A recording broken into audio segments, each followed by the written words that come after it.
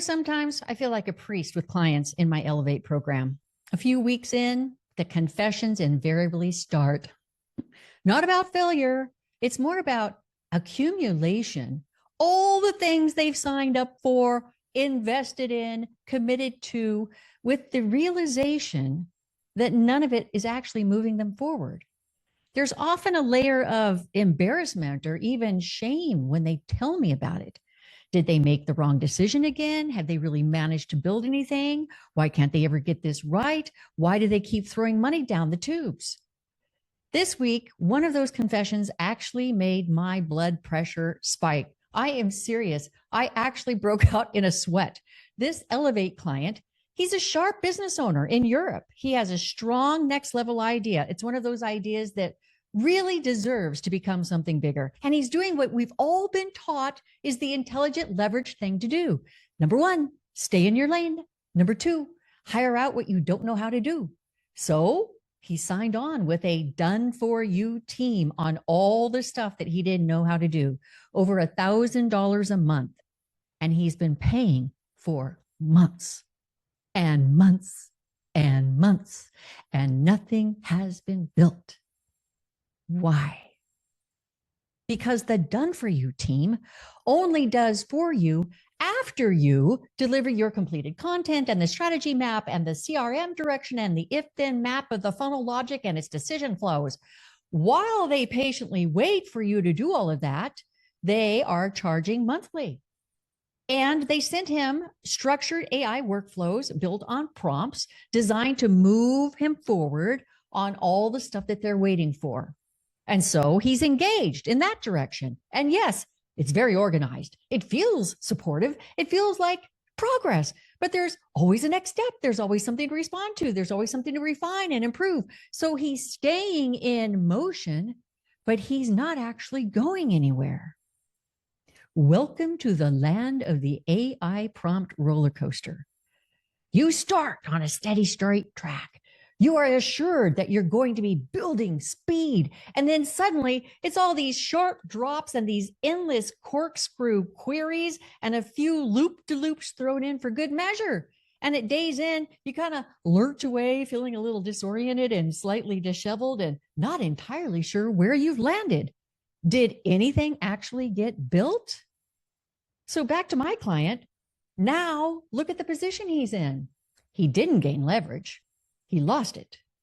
He hired doers and the job landed right back in his lap. Only now there's even more pressure. If he pauses the service, he's been warned, it will cost more to come back later. So he keeps shelling it out month after month after month after month, $1,000, $1,000, $1,000, $1,000, and still waiting to begin. This is why these models work so well for the done for you teams. They're not responsible for producing results. They just need to keep you engaged in the process of becoming ready. Or as I love what Esther Hicks says, getting ready to get ready, to get ready, to get ready, to get ready. Now, I've watched versions of this for decades, way back in 1998, which was 28 years ago. I started the website division of my marketing agency in response to the exact same pattern, only we didn't have AI back then. Clients would hire these developers to build their sites, but developers don't write content. They don't do brand identity. So projects would stall while the client paid the web team month after month to keep their place in line, while they themselves struggled to produce something that they didn't quite know how to articulate. The clock kept tick-tocking, and nothing ever launched.